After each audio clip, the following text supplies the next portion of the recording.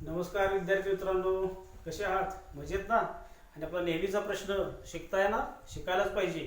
तर आज आपण शिकूया इयत्ता 10वीच्या मॅथ्स फर्स्ट मधील दुसरा चॅप्टर क्वाड्रेटिक इक्वेशन्स याच्यातला practice set 2.4.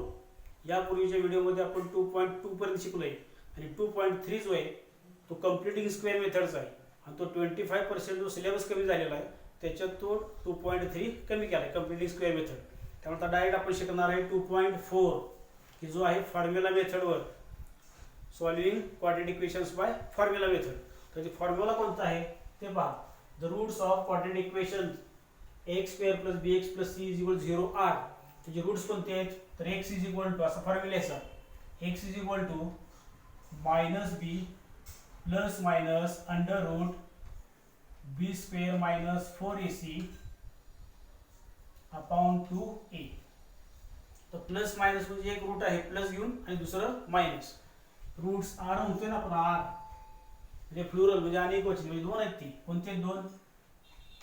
X is equal to minus B, इथे न्यूमरेटरला सगळं मायनस बी प्लस मायनस. आता इथं दोन रूट कोणती? एक घ्यायचंय प्लस आणि एक घ्यायचंय आता मायनस. प्लस मायनस दिले आपण plus B square minus 4ac upon 2a. हे झालं प्लस घेऊन आणि दुसरं कोणतं? Or. X is equal to minus B, इथं मायनस अंडर रूट बी square minus 4ac upon 2a. दोन रूट कोणती? एक प्लस घेऊन आणि एक मायनस. इथं सुरुवात लिहायचं प्लस मायनस बी प्लस मायनस अंडर रूट बी square minus 4ac upon 2a. एक रूट घ्यायचं प्लस घेऊन आणि दुसरं रूट घ्यायचं मायनस घेऊन. आणि हा जो बी स्क्वेअर मायनस 4ac रूट मध्ये हा त्याला डेल्टा म्हणू. डेल्टा डिस्क्रिमिनंट त्याला म्हणायचंय डिस्क्रिमिनंट. त्या डेल्टाची व्हॅल्यू काय? बी स्क्वेअर मायनस 4ac डिस्क्रिमिनंट. आणि आपल्याला कोणते क्वाड्रेटिक इक्वेशन जर दिलं तर ए बी आणि सी यांचे व्हॅल्यू लिहिता आली पाहिजे पहिल्यांदा. आणि एबीसीची व्हॅल्यू काढल्यानंतर डेल्टाची म्हणजे बी स्क्वेअर मायनस 4ac व्हॅल्यू काढायची आणि ते व्हॅल्यू त्या फॉर्म्युल्याने ठेवायची. फॉर्म्युला लिहिताना मात्र व्यवस्थित लिहा. कसा लिहायचा पुन्हा एकदा बघा. आणि हे क्वाड्रेटिक इक्वेशन एक्स मध्ये आहे व्हेरिएबल, एक्स मध्ये आहे, वाय मध्ये, एम मध्ये, ते बघायचं. क्वाड्रेटिक इक्वेशन जर वाय व्हेरिएबल मध्ये असेल तर इथे येणार y is equal. Quadratic equation m variable मध्ये असेल तर इथे येणार m is equal to. M मध्ये असेल तर कसं होईल मग? M is equal to formula लिहायचा कसा पुन्हा एकदा बघा. याच्या पुढाशी रेग ओढायच्या अगोदर m is equal to minus B plus minus under root B square minus 4ac upon 2a. कसा formula? M is equal to. सुरुवातीलाच एकदाच फायनल करून घ्या नाहीतर मुलं नंतर कशी लिहितात बघा. M is equal to minus B plus minus root B square minus 4ac upon 2a. ते असं होत जात. सगळं आलेलं असते त्याच्यात पण ते खाली जात आणि अगदीच नाही गेलं तर एवढं तरी करतात. M is equal to minus B plus minus root B square minus 4ac आणि अपॉन असते खाली अपॉन. तर हे कुठं आलं बघा अपॉन खाली. इक्वेशन इक्वल टू साईड गेलं वर. अगोदरच क्लिअर करा हे कसं लिहायचं. इक्वल टू इथं नाही पाहिजे. नंतर ते असंच होतं पुन्हा. सुरुवातीला एम इज इक्वल टू ही पहिल्यांदा हे ओढून घ्या आणि न्यूमरेटरला आहे मायनस बी प्लस मायनस रूट बी square minus 4ac upon 2a. हे असं नाही पाहिजे. रिडिंग करताना हे आणि हे सेमच आहे. हे तेच येते. M is equal to minus B plus minus root B square minus 4ac upon 2a. पण हे कसं आहे ते इथं कसं आहे? एम इज इक्वल टू ही पहिली रेग ओढायची न्यूमरेटरला मायनस बी प्लस मायनस अंडर रूट बी स्क्वेअर मायनस 4ac आणि एवढ्यालाच डिवाइड काय 2a. हा फॉर्म्युला फार महत्वाचा आहे. व्यवस्थित लिहायचं प्रॅक्टिस करा. फॉर्म्युला लिहायचं प्रॅक्टिस करा. लिहून घ्या.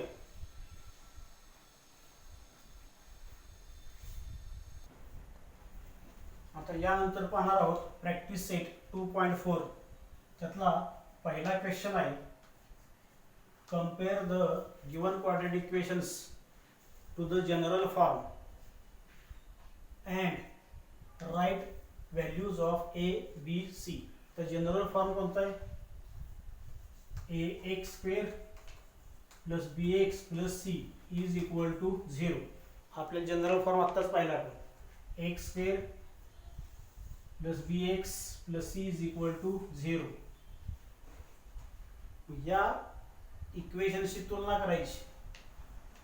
कंपेअर म्हणजे काय करायचे? तुलना करायची आणि व्हॅल्यू लिहायची आपल्याला a B c. Compare the given quadratic equations म्हणजे कंपेअर करणे म्हणजे तुलना करायची याच्याशी आणि ए बी सीच्या व्हॅल्यू लिहायची. आता ए स्क्वेअर प्लस बी एक्स प्लस सी या स्वरूपात आहे का पहिल्यांदा पाहायचं. नसेल तर त्या स्वरूपात आणायचं आणि कंपॅरिझन करून ए बी सीच्या व्हॅल्यू लिहायच्या. आता ह्या स्वरूपात आहे बघा. पहिले इथे स्क्वेअर टर्म आहे, नंतर इथे व्हेरिएबल टर्म आहे, इकडं कॉन्स्टंट टर्म. मग डायरेक्ट वे आपण कंपेअरिंग विथ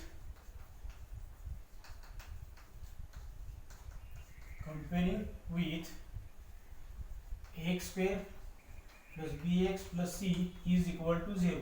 याच्याशी जर कंपॅरिझन केली तर काय आहे पहा. जिथं ए आहे तिथं काय, इथं काय नाव म्हणजे आहे 1. इथं एक्स स्क्वेअरचा कोएफिशियंट काय नाव म्हणजे 1. ची व्हॅल्यू आली 1. A is equal to 1. नंतर b means coefficient of x. एक्सचा कोएफिशियंट किती आहे? -7. Therefore b is equal to -7. and c is equal to 5. constant c is equal to 5. Second बघा 2m square is equal to 5 minus 5. पहिले त्या स्वरूपात आणूया. इथं काय केलं पाहिजे? 2m स्क्वेअर प्लस 5m चा इकडं -5m -5 चा होईल इकडं +5 इज इक्वल टू 0. काय केलं? 2m square as it is इथंच प्लस 5m चा प्लस आहे, त्याचं इकडं झालं -5 झालं प्लस इज इक्वल टू 0. आता कंपेअरिंग विथ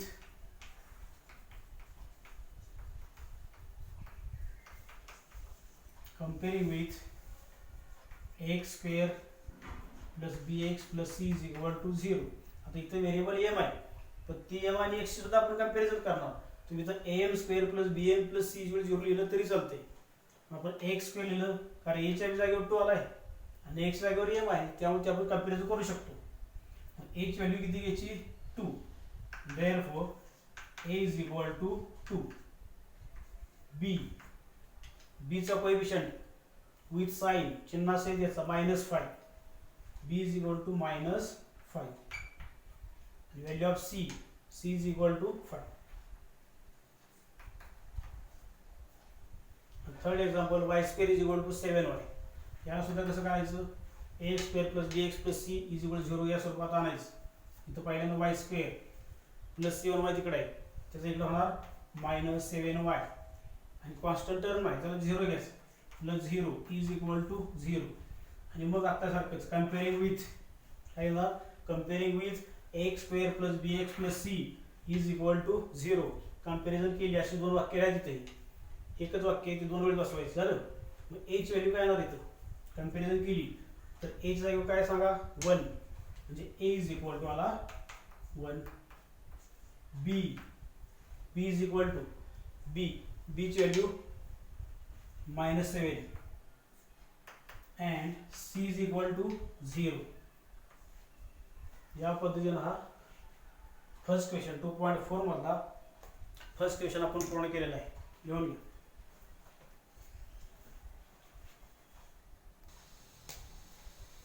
यानंतर दुसरा क्वेश्चन सॉल्व युजिंग फॉर्म्युला. म्हणजे फॉर्म्युलाचा यूज करून हे क्वाड्रॅटिक इक्वेशन आपल्याला सॉल्व करायचे. आत्ताच आपण फॉर्म्युला शिकलो कोणता आहे तो फॉर्म्युला यूज करण्याकरता व्हॅल्यू आपल्याला पाहिजे ए बी सीच्या. ए बी आणि सी व्हॅल्यू पहिल्यांदा काढूया. आन्सर सोल्युशन लिहून घेतल्या. समजा आपण कंपेअरिंग विथ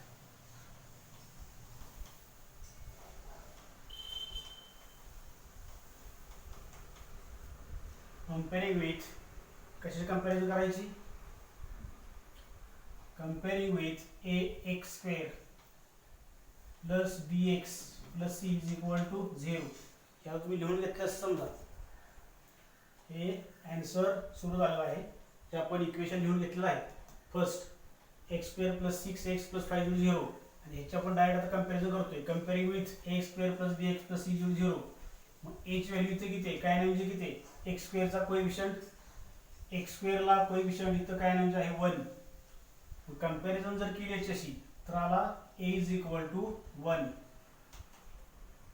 पुन्हा बी, इथं बी ची व्हॅल्यू आहे 6 आणि सी ची व्हॅल्यू 5. कंपॅरिझन केली, एबीसी ची व्हॅल्यू काढल्या. आता त्या फॉर्म्युल्यामध्ये डेल्टा जो स्क्वेअर रूट मध्ये बी स्क्वेअर मायनस 4ac त्याच्या अगोदर आपण व्हॅल्यू काढूया. बी स्क्वेअर मायनस 4ac ची व्हॅल्यू अगोदर काढू. B square means 6 square minus 4 into bracket a, बघा मायनस 4a, ए ची व्हॅल्यू ब्रॅकेटमध्ये 1 ए इंटू पुन्हा सी ची व्हॅल्यू 5. याला प्रॅक्टिस पाहिजे. 6 चा स्क्वेअर 36, इथं मायनस 4 इंटू 1 4 1 4, 4 पंचे 20, 36 मायनस 20 आला 16. म्हणजे बी स्क्वेअर मायनस 4ac ची व्हॅल्यू आली 16. मात्र एकदा याची व्हॅल्यू आली तर डायरेक्ट फॉर्म्युला इथे व्हेरिएबल बघायचे एक्स एम काय येते. एक्स मध्ये आहे तर एक्स निवडू, एम मध्ये असेल तर m is equal to, x is equal to formula कसं लिहायचा आहे की पहिल्यांदा रे वाढायचे, एक्स इज इक्वल टू तर न्यूमरेटरला मायनस बी प्लस मायनस अंडर रूट बी square minus 4ac upon 2a. कसं लिहिलंय बघा, प्लस मायनस तर इज इक्वल टू इथं मायनस आहे. आता काय करूया, minus as it is sign. B ची व्हॅल्यू काय बघा, बी ची व्हॅल्यू 6 आहे, बी ची value 6 plus minus under root बी स्क्वेअर मायनस 4 ची व्हॅल्यू काढली आपण इथं, इथे येते 16. सगळ्याला डिवाइड इथं बघा, मायनस साईन इक्वल टूच्या वर आहे, हे सगळं न्यूमरेटरला आहे. मायनस साईन इकडे पाहिजे असेल वर, न्यूमरेटरच्या बरोबर वर सगळं आलं पाहिजे. अपॉन 2 इंटू ब्रॅकेट ए, ची value 1 is equal to minus 6 इथं प्लस मायनस 16 चा स्क्वेअर रूट काय येणार 4 अपॉन 2 इंटू 1 2. झालं. आता एकदा प्लस घेतले ना एकदा मायनस, इथंच करतो तुम्ही, याच्या खाली करायचं तुम्ही काय येणार, एकदा प्लस एकदा मायनस. एक्स इज हे सगळे एक्स आहेच, म्हणजे काय होणार असं सांगा, देअरफॉर तुम्ही खाली करायचं याच्या खाली एक्स इज इक्वल टू एकदा घ्यायचं प्लस एकदा घ्यायचं मायनस. म्हणजे एक्स काय येणार मग मायनस 6 प्लस 4 अपॉन 2 और x is equal to minus 6 minus 4 upon 2, minus 6 minus 4 upon 2. Therefore मग x is equal to minus 6 plus 4, minus 6 plus 4 किती आला minus 2 upon 2 और x is equal to minus 6 minus 4 minus 10, minus 6 minus 4 minus 10 upon 2. मग x काय येणार मग minus 2 upon 2 minus 1 और इथं 2 ला 10 ला 2 ने डिवाइड केलं, बे केली बे पंचे 10 म्हणजे मायनस 5 येणार. x येईल मायनस 5. समजलं का बघा, बे के बे पंचे 10 मायनस 5. देअरफॉर लेट शेवटी उत्तर आहे, therefore minus 1 and minus 5 are the roots of given quadratic equation. Minus 1 and minus 1 and minus 5 are the roots of given quadratic equation. तो दुसरं बघा, ही जी तुलना करायची comparing with आहे काय स्वरूपात पहिल्यांदा बघा अगोदर एक्स स्क्वेअर प्लस बी एक्स प्लस सी या स्वरूपात आहे हे, म्हणून डायरेक्ट कंपेअर सुरू केली आपण. नसेल तर त्या स्वरूपात आणायचं आणि नंतर comparison. Comparing with x square plus B x plus C is equal to 0. Comparison केली तर ते एक्स स्क्वेअरचा कोएफिशियंट काय नाही येत आहे 1. एक्स स्क्वेअरला कोएफिशियंट 1 काय नाही म्हणजे 1. मग ए इज इक्वल टू आला 1, b is equal to -3. बीचं sine -3 याला विसरायचं नाही. मायनस जर नाही घेतलं चुकलं. 2चं मायनस आहे आणि बीची व्हॅल्यू -3 आणि सीची व्हॅल्यू काय -2. मग आता आपल्याकडे ए बी सी तिन्ही व्हॅल्यू आहेत. पहिले तर कडे b square minus 4ac, b square minus 4ac is equal to b square -3 bracket square b square -4 into a. येतं का बी स्क्वेअर -4 नंतर काय आला ए ची व्हॅल्यू ब्रॅकेटमध्ये 1 ए इंटू सी, ची व्हॅल्यू -2 इज इक्वल टू आता -3चा स्क्वेअर, 3चा स्क्वेअर 9 आणि -3चा स्क्वेअर 9. -3चा स्क्वेअर -9 करायचं नाही. -3 into -3 plus 9 minus minus plus 3 into 3 9. आता इथं मायनस आले इथं मायनस आले मग हे मायनस मायनस करायचं प्लस. एवढा प्रॉडक्ट आहे सगळा मल्टिप्लिकेशन. त्या 2 वेळा मायनस आली होणार प्लस. 4 1 जा 4, 4 2 जा 8, 4 1 4, 4 2 8, 9 आणि 8, 9 प्लस 8 किती 17. B square minus 4ac is equal to 17. आता फॉर्म्युल्याचा व्हेरिएबल बघायचं. इथे एक्सच व्हेरिएबल आहे का एक्स आहे, एक्स लिहिलंय इथलं व्हेरिएबल एक्सच आहे. X is equal two variable असेल एम मध्ये, इथलं व्हेरिएबल एम असेल तर एम इज इक्वल एक्स तर एक्सच आहे. देअरफॉर मग बाय युजिंग फॉर्म्युला म्हणा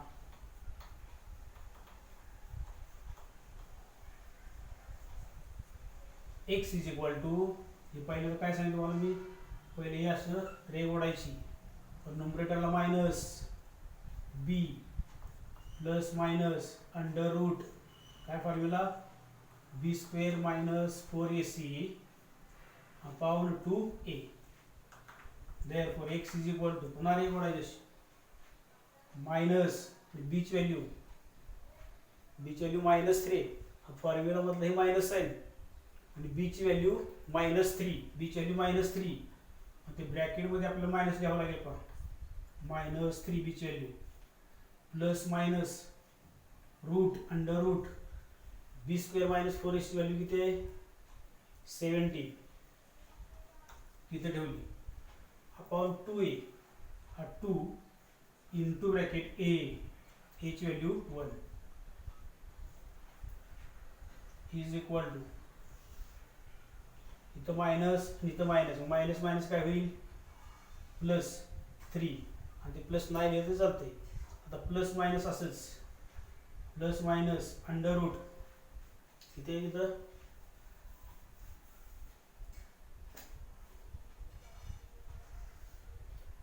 प्लस मायनस अंडर रूट किती आहे 17 तो आहे तसाच upon 2 into 1 2.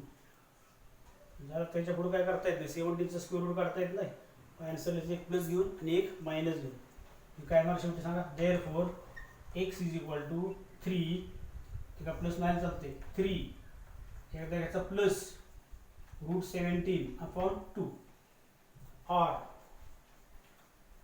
X is equal to 3 minus root 17 इथं काय गेला 3 प्लस रूट 17 अपॉन 2 पुढे घ्यायचं मायनस बाकी आहे सगळं तसं 3 मायनस रूट 17 अपॉन 2 काय 3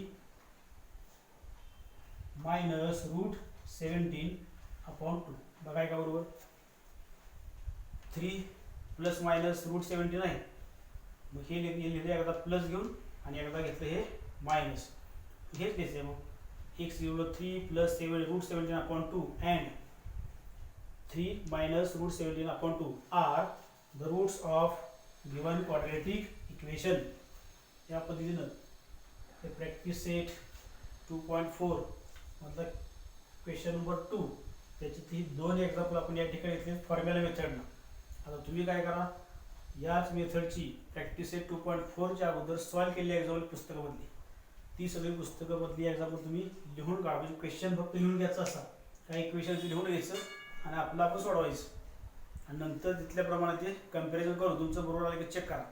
याप्रमाणे ही 2 पर्यंतची तरी एक्झाम्पल करा आणि मग पुढच्या व्हिडिओला पण राहिले अजून 6 पर्यंत एक्झाम्पल आहेत. 3, 4, 5, 6 ही 4 एक्झाम्पल आपण पुढच्या व्हिडिओमध्ये पाहूया.